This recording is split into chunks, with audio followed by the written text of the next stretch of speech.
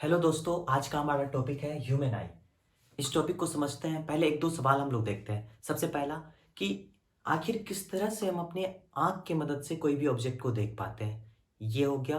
दूसरा, हमारे आँख में किस तरह का इमेज बनता है। तीसरा, वो इमेज जो है हमारे ब्रेन को किस फॉर्म में मिलता है। ये तीन सवाल को इस वीडियो में हम लोग कंप्लीट करने का कोशिश करेंगे। चलिए स्टार्ट करते हैं टॉपिक।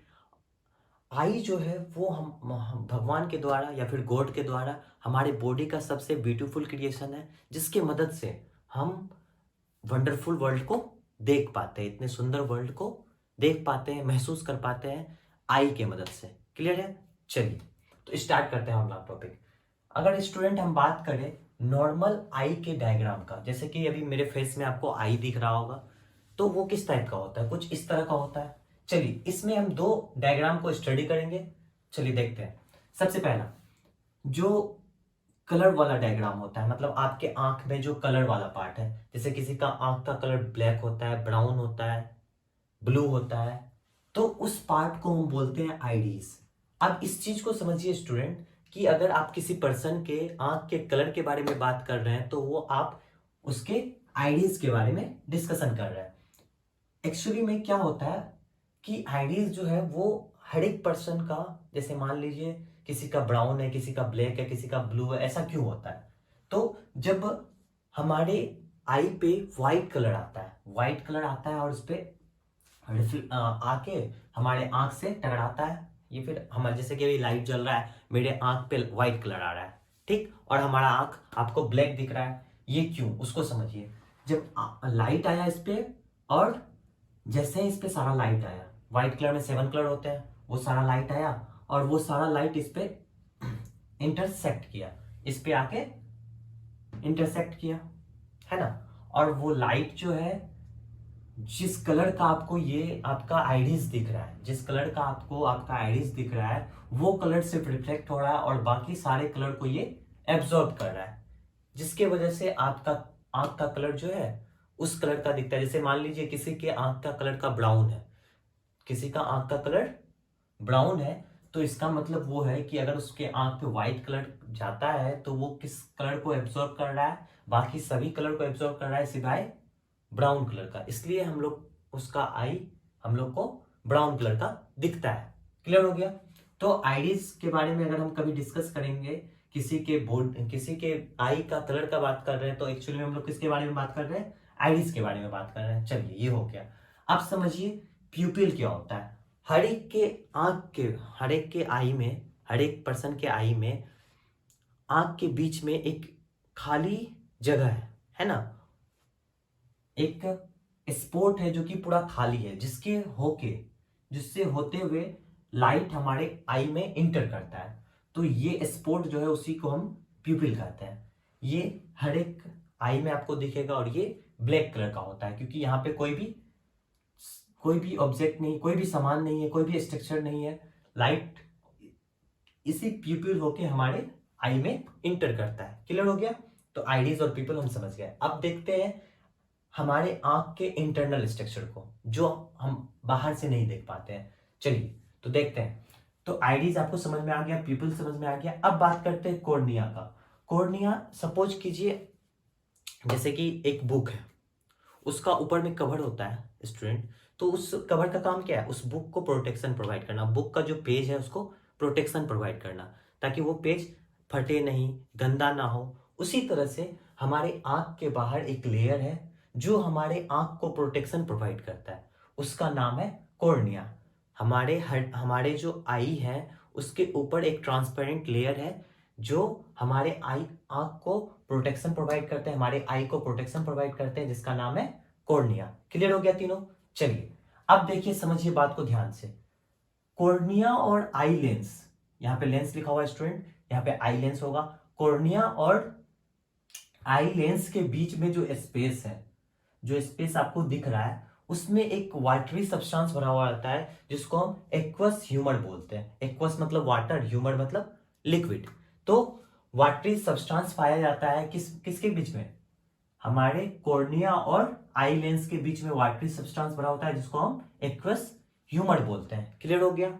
चलिए अब इस वाटरी सब्सटेंस का हमारे आई में क्या काम, तो समझिए बात को। जब भी इमेज फॉर्मेशन का बात आता है तो लाइट किधर से इंटर हो रहा है स्टूडेंट, पीपल होते हुए। तो पीपल होते हुए जैसे ही लाइट इंटर किया, है ना, प्यूपिल होते हुए जैसे ही लाइट इंटर किया तो वो सबसे पहले ये एक्वस ह्यूमर होते हुए हमारे आई लेंस पे टकराता है, जिसके कारण हमारा आई जो है बेस्ट इमेज बना पाता है। जैसे हम कोई ऑब्जेक्ट को देखते हैं तो वो हमको क्लियर दिखता है ना। एक नॉर्मल आई से अगर देखे कोई भी ऑब्जेक्ट को तो एकदम क्लियर दिखेगा। तो ये क्या है, due to presence of aqueous humour. Clear हो गया। चलिए अब आगे देखते हैं। देखिए अब आई लेंस का चर्चा करते हैं थोड़ा सा। आई लेंस जो है, जैसे कि बात आप बताइए हमको, सपोज कीजिए कि आई लेंस जो है वो क्या चीज से बना हुआ रहता है। लेंस आप देखते होंगे जैसे कि स्पेरिकल में लेंस होते हैं, स्पेरिकल फॉर्म में लेंस होते हैं ना, स्पेरिकल अंडाकार टाइप में। तो लेंस क्या चीज से बना हुआ रहता है, जनरली ग्लास का बना हुआ रहता है। आप लोग जो देखते हैं चश्मा में जो यूज होता है ना, वो ग्लास का बना हुआ रहता है। अगर हम बात करें हमारे आई के लेंस का, क्या वो भी ग्लास का बना हुआ है? नहीं स्टूडेंट, वो ग्लास का नहीं बना हुआ है, वो मसल से बना हुआ है, वो मसल से बना हुआ है। और वो मसल्स जो है वो ट्रांसपेरेंट मसल्स है। और हमारे आंख में जो लेंस होता है वो कॉन्वेक्स लेंस होता है। क्लियर हो रहा है बात? हमारे आंख में जो लेंस होता है वो कॉन्वेक्स लेंस होता है। तो अभी आप लोग पढ़े होंगे फिजिक्स में लाइट चैप्टर में कि ये वाला जो इंटरनल पार्ट होता है, जैसे मान लीजिए ये शेप है, ये अंदर वाला जो शेप है इसको हम कॉनकेव बोलते हैं, और बाहर वाला जो शेप है उसको हम कॉन्वेक्स बोलते हैं। अभी जो हमारा आंख का जो आई लेंस है वो कुछ इस तरह का है ना। तो बाहर से भी ये इस टाइप का, और बाहर से भी, अंदर से भी ये इस टाइप का। तो ये कौन सा लेंस हो गया? कॉन्वेक्स लेंस हो गया। क्लियर है? तो हमारे आंख का जो लेंस है वो कैसा होता है? कॉन्वेक्स होता है। चलिए समझ में आ गया। अब आगे बढ़ते हैं। अब देखिए ध्यान से समझिएगा बात को। यहां पे है सीरियलिक मसल्स।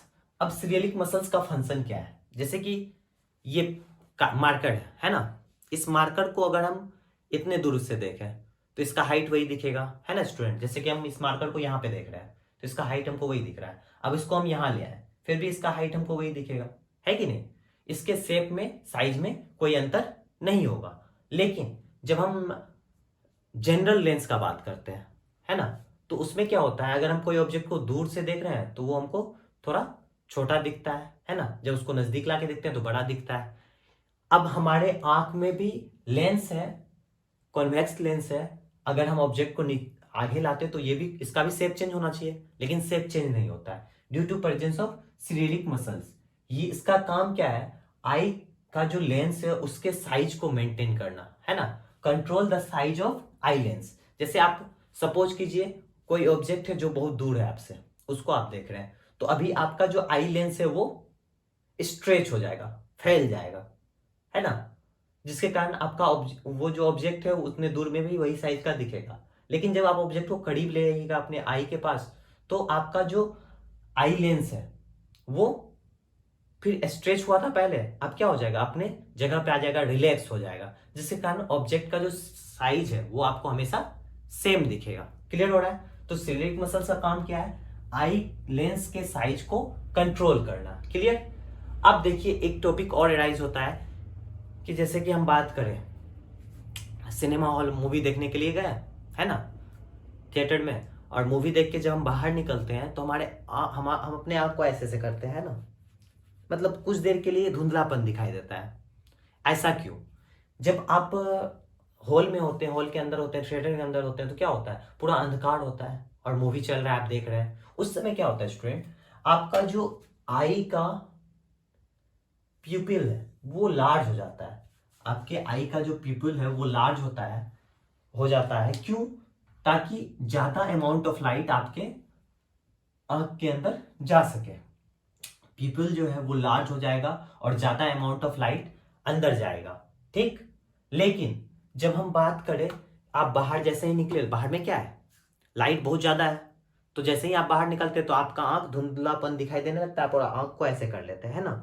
तो बाहर में क्या है, लाइट बहुत ज्यादा है और आपका पीपल अभी बड़ा है, तो जैसे ही आप बाहर आइएगा कुछ सेकेंड तक आपको धुंधलापन दिखेगा। तब तक में क्या होगा, ये जो पीपल है उसका साइज धीरे धीरे छोटा होना शुरू हो जाएगा, है ना। ये साइज जो है, जब आप हॉल से बाहर निकले तो इसका साइज क्या हो गया, छोटा हो गया, जिसके कारण आप क्या है कि इसके अंदर अमाउंट ऑफ लाइट कम जाएगा। अगर लाइट आपके आंख में बहुत ज्यादा चल जाए तो वो आपके आंख के अंदर का सेंसिटिव पार्ट्स को डैमेज कर सकता है, सेंसिटिव सेल्स को डैमेज कर सकता है, आपका आंख खराब हो सकता है। अगर आप कोई बहुत ज्यादा लाइट को एक एक बार देखते हैं, जैसे कि मान लीजिए सन को कोई देख रहा है ना, तो क्या होगा, उसका आंख खराब हो जाएगा ड्यू टू उसके पीपल जो है उसके अंदर बहुत ज्यादा लाइट इंटर करेगा और आपका जो अंदर का स्ट्रक्चर है ना, उसको वो डैमेज कर देगा। क्लियर हो गया बात? चलिए, तो अब देखिए यहाँ पे दो चीज हुआ। पहला कि सिलिक मसल्स के मदद से हमारा जो आई लेंस था वो छोटा बड़ा हो रहा था, जिसके कारण हम ऑब्जेक्ट का शेप और साइज में कोई चेंज नहीं देख पाते हैं, चाहे वो नजदीक हो या दूर हो। ठीक, चलिए अब बात करें दूसरा कि जब हम कोई अंधेरे जगह पे रहते हैं तो हमारा जो पीपल है वो बढ़ जाता है, बड़ा हो जाता है, और जब हम रोशनी वाली जगह पे आते हैं तो हमारा जो पीपल है वो छोटा हो जाता है।